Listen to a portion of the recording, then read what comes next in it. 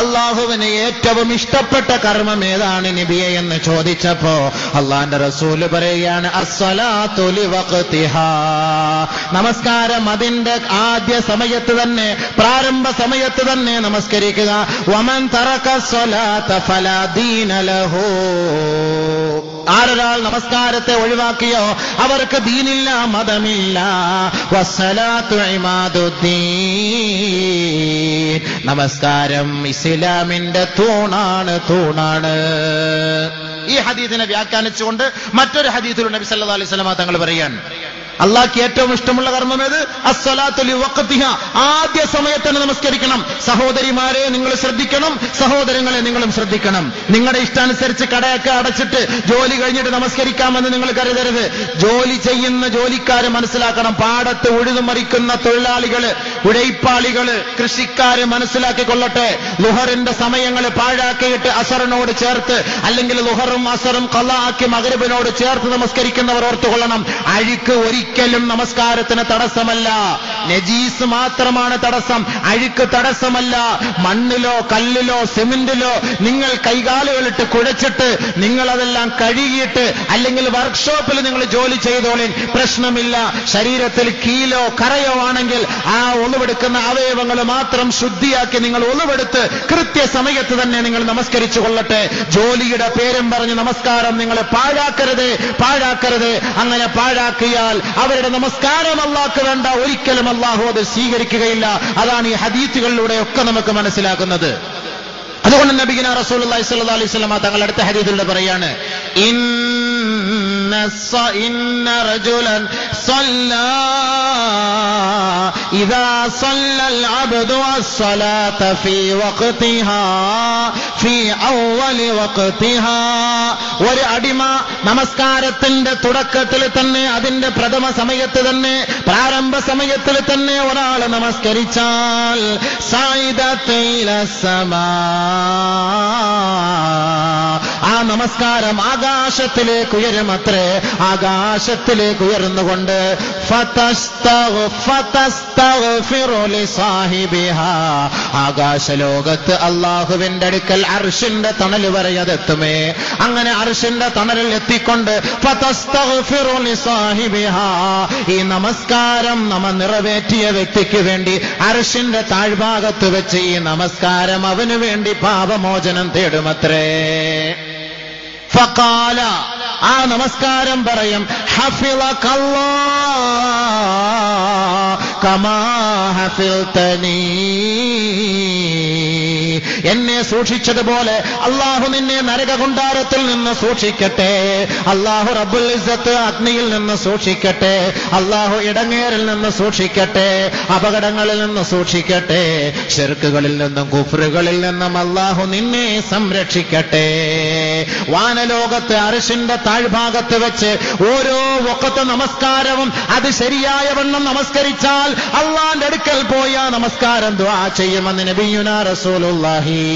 വഇദാ സല്ലൽ അബ്ദു അസ്സലാത ഫീ ഗൈരി വഖ്തിഹാ, ആദ്യത്തെ സമയത്ത് നമസ്കരിക്കാതെ പിന്തി വന്ന് നമസ്കരിക്കുന്ന സഹോദര, ജമാഅത്ത് മുടക്കിക്കൊണ്ട് ഒറ്റയ്ക്ക് നമസ്കരിക്കുന്ന സഹോദര, ഉദാസീനതയോടെ, അലസതയോടെ, അലംഭാവത്തോടെ നമസ്കരിക്കുന്ന സഹോദര, വീട്ടിൽ ജോലി ചെയ്തിട്ട് സഹോദരിമാരെ സുബഹിയുടെ നമസ്കാരവും ളുഹറിന്റെയും അസറിന്റെയും എല്ലാം ചേർത്ത് വെച്ച് ടോട്ടലായിട്ട് ഒറ്റയ്ക്ക് ഒരുമിച്ച് കൂട്ടി നമസ്കരിക്കുന്ന സഹോദരിമാരെ, നബിയുനാ റസൂലുള്ളാഹി തങ്ങൾ പറയുകയാണ്, അവ്വല് വഖത്തിൽ ആദ്യത്തെ സമയത്ത് നമസ്കരിക്കാതെ നിങ്ങളുടെ ജോലിയെല്ലാം കഴിഞ്ഞ് അവസാന സമയത്ത് ഒരാൾ നമസ്കരിക്കാൻ തയ്യാറായാൽ സൈദതൈലസമാ, ആകാശത്തേക്ക് നമസ്കാരം ഉയരുമത്രേ.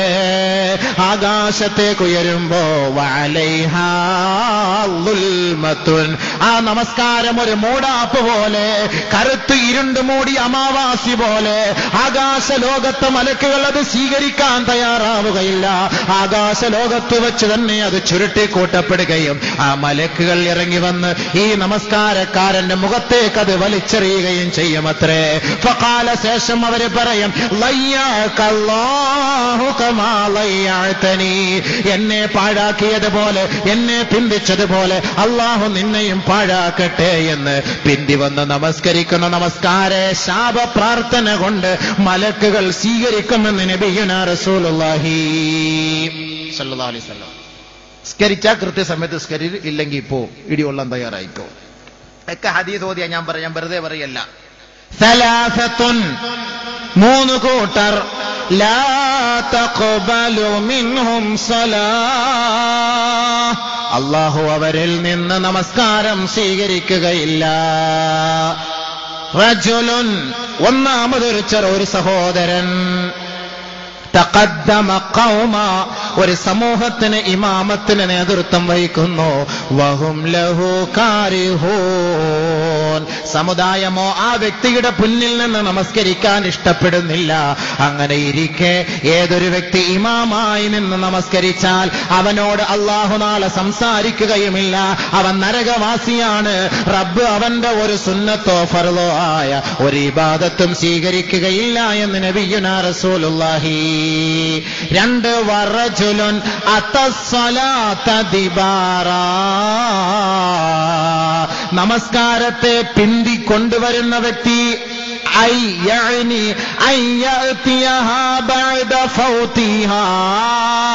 ആ നമസ്കാരത്തിന്റെ ജമാഅത്തിന്റെ സമയം കഴിഞ്ഞ് ഉദാസീനതയോടുകൂടി അലംഭാവത്തോടുകൂടി ഖളാഇന്റെ സമയം എത്തിയപ്പോ നമസ്കാരത്തെ കൊണ്ടുവരുന്ന വ്യക്തി ആരാണോ അവരുടെ നമസ്കാരവും അല്ലാഹു സ്വീകരിക്കുകയില്ല എന്ന് മുഹമ്മദ് മുസ്തഫ സല്ലല്ലാഹു അലൈഹി വസല്ലം. ബഹുമാനം മൂന്നാമത്തെ നമ്മുടെ കാര്യത്തിൽപ്പെട്ടതല്ല, അത് സ്വതന്ത്രനെ അടിമയാക്കി വെക്കുന്നവൻ, ഇവന്റെ ഈ നമസ്കാരം അല്ലാഹു സ്വീകരിക്കുകയില്ല. നമസ്കാരം അത്തസ്സലാത ദിബാറ, എപ്പോഴും വന്നാലും അവസാനത്തിൽ വന്ന് അങ്ങോട്ട് നമസ്കരിക്കുക, അവസാനത്തിൽ കടയൊക്കെ കടന്ന് കച്ചവടം എല്ലാം കഴിഞ്ഞിട്ട് അവസാനം വന്ന് നമസ്കരിക്കുക. ആ നമസ്കാരക്കാരന്റെ നമസ്കാരം അല്ലാഹു സ്വീകരിക്കുകയില്ല. അല്ലാഹു കാത്തുരക്ഷിക്കട്ടെ.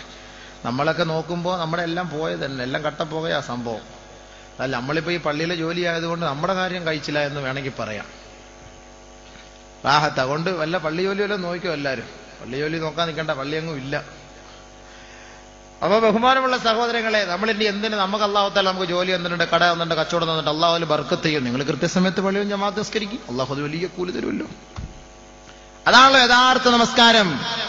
നബിയുനാ റസൂലുള്ളാഹി സ്വല്ലല്ലാഹു അലൈഹി വസല്ലമ തങ്ങൾ പറയുകയാണ്, മൻ സറഹു അയ്യൽഖല്ലാഹ ഗദം മുസ്ലിമാ,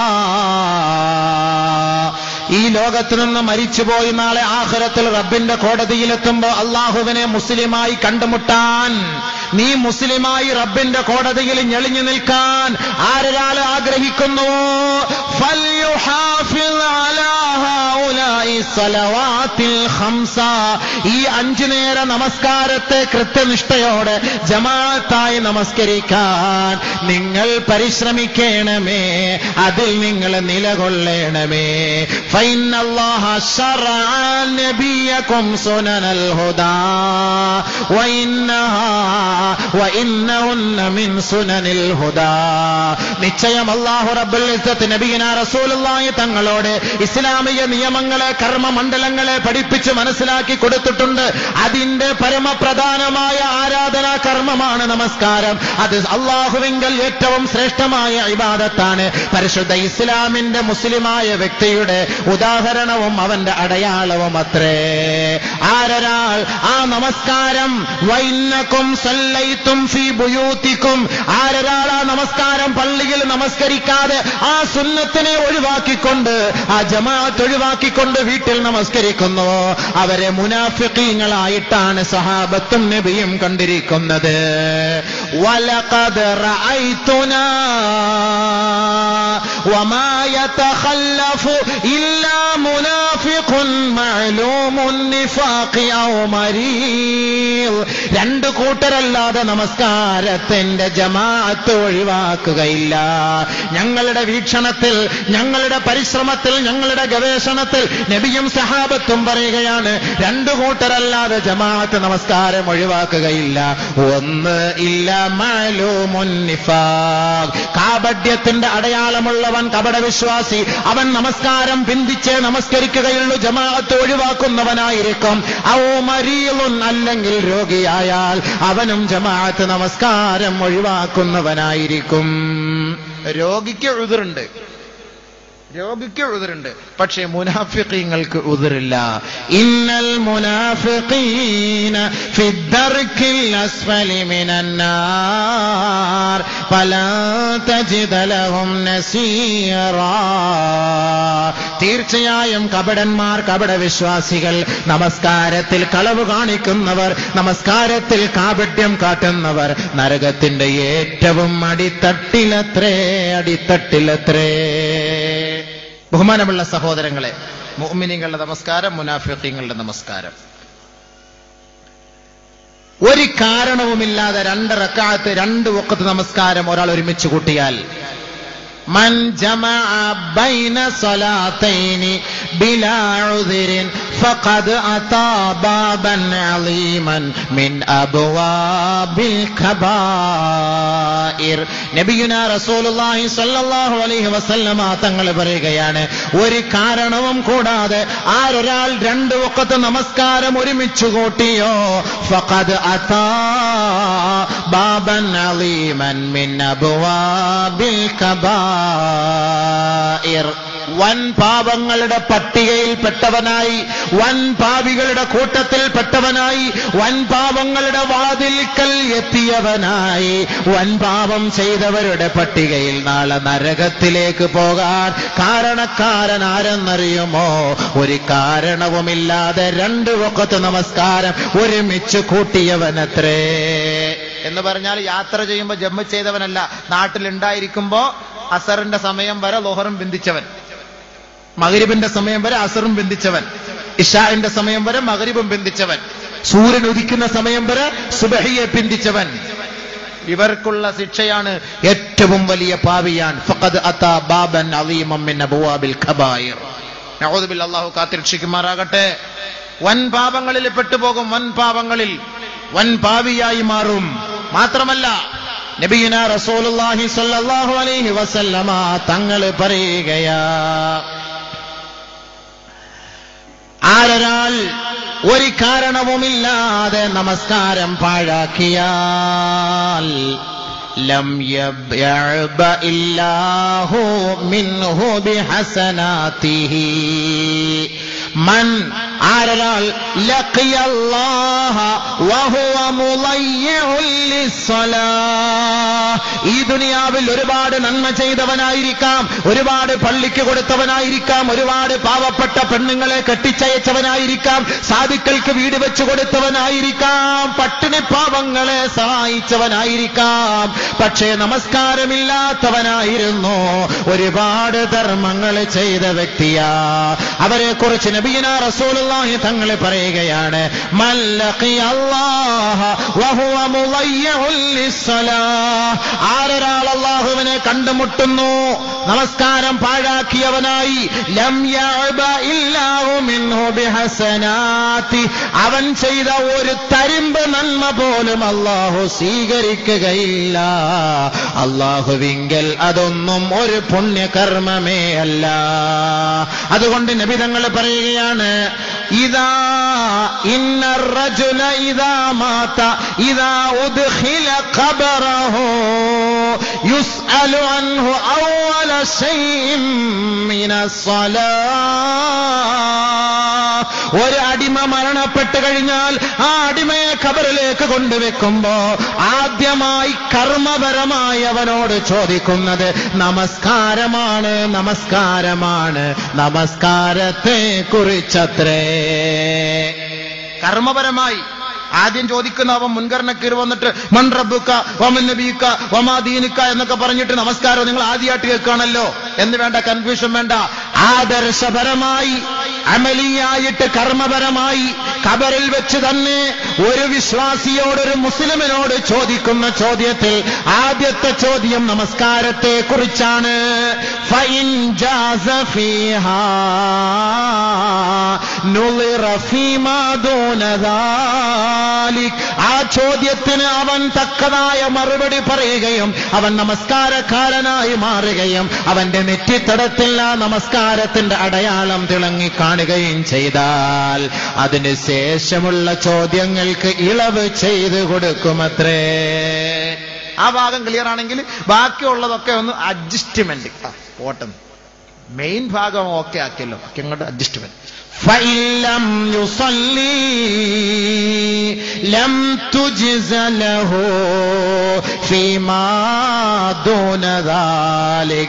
ആ നമസ്കാരമില്ല എന്ന ഒരു വാക്കാണ് ഖബറിൽ വെച്ച് അവൻ പറയുന്നതെങ്കിൽ അതിനുശേഷം അവൻ ദുർഘടമായ ജീവിതമായിരിക്കും, അതിനുശേഷം അവൻ വല്ലാത്ത അവസ്ഥയിലായിരിക്കും. പിന്നീട് അങ്ങോട്ടുള്ളത് അവൻ ഭീഷണിയുടെ അവസ്ഥയിലായിരിക്കും. ഒരു കർമ്മവും അവനിൽ നിന്ന് പിന്നീട് അവനെ രക്ഷപ്പെടുത്താൻ എത്തുകയില്ല എന്ന് മുഹമ്മദ് മുസ്തഫ സല്ലല്ലാഹു അലൈഹി വസല്ലം. അപ്പോ മരിച്ചു കബറി കൊണ്ടുവച്ചാൽ ആദ്യമായിട്ട് ചോദിക്കുന്നത് നിസ്കാരം. മഹ്ശറ എത്തിയാൽ ആദ്യം ചോദിക്കുന്നത് നിസ്കാരം. അതുകൊണ്ട് നബിയുനാ റസൂലുള്ളാഹി സ്വല്ലല്ലാഹു അലൈഹി വസല്ലം തങ്ങൾ 2-3 കാര്യം കൂടെ പറഞ്ഞിട്ടുണ്ട്. അതിപ്പം പറയണമെങ്കിൽ 1-1.5 മണിക്കൂർ സമയമെടുക്കും. അതുകൊണ്ട് ഞാൻ പറയുന്നില്ല, ഞാൻ ഉണർത്തിയിട്ട് ഞങ്ങൾ നിർത്താം. നിസ്കാരമില്ലാത്ത സഹോദര, ദുനിയാവിൽ അള്ളാഹു അവന് 3 ശിക്ഷകൾ കൊടുക്കും. ദുനിയാവിൽ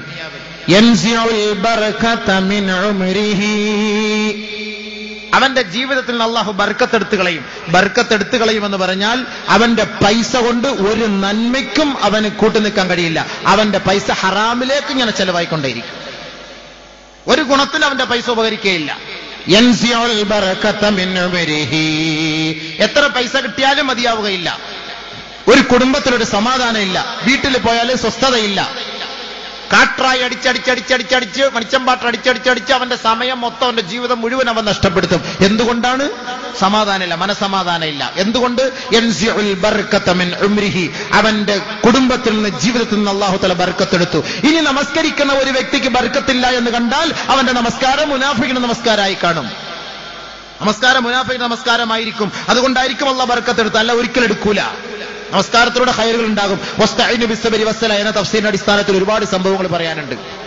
നമസ്കാരം കൊണ്ട് സഹായം കിട്ടിയവരുടെ ഒരുപാട് സംഭവങ്ങൾ, സമയമില്ല.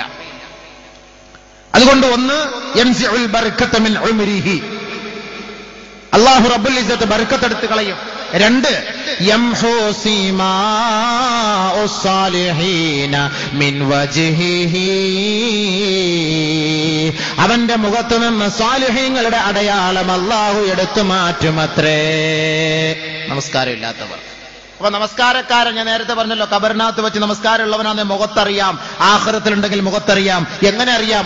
പായിലിട്ട് ഉരച്ച് കുറച്ച് നമസ്കാര തഴമ്പുണ്ടാക്കി കൊണ്ടുപോയാൽ അതൊന്നുമല്ല.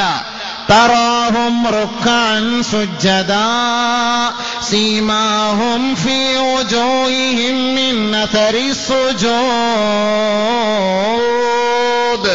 തറാഹും റുക്അൻ സുജ്ജദാ. വിശ്വാസികളുടെ അടയാളം അവരുടെ നെറ്റിത്തടത്തിലേക്ക്, അവരുടെ മുഖത്തേക്ക് നോക്കിയാൽ കാണാൻ കഴിയും. അവർ നമസ്കാരമുള്ളവരായിരുന്നുവെങ്കിൽ അവരുടെ മുഖം നൂറ് കൊണ്ട് പ്രകാശമാനമായിരിക്കും. പക്ഷേ നമസ്കാരമില്ലാത്ത വ്യക്തിയാണോ ഈ ലോകത്ത് നിന്ന് അവൻ മരണപ്പെടുന്നതിന് മുമ്പ് അല്ലാഹു റബ്ബുൽ ഇസ്സത്ത് സാലിഹീങ്ങളുടെ അടയാളം അവന്റെ മുഖത്ത് നിന്ന് നീക്കം ചെയ്യുമത്രേ. യംഹു സീമാഉസ് സാലിഹീന മിൻ വജ്ഹിഹി, മുഖത്തുനിന്ന് അല്ലാഹു സാലിഹ്യങ്ങളുടെ അടയാളം എടുത്തു മാറ്റും. അല്ലാഹു കാക്കട്ടെ. ആമീൻ പറ. ബഹുമാനമുള്ള സഹോദരങ്ങളെ, അപ്പൊ രണ്ടാമതെന്താ? യംഹു സീമാഉസ് സാലിഹീന മിൻ വജ്ഹിഹി, മുഖത്തുനിന്ന് സാലിഹ്യങ്ങളുടെ അടയാളം എടുത്തു കളയും. നഊദു ബില്ലാഹ്, അല്ലാഹു കാക്കട്ടെ. മൂന്നാമത്,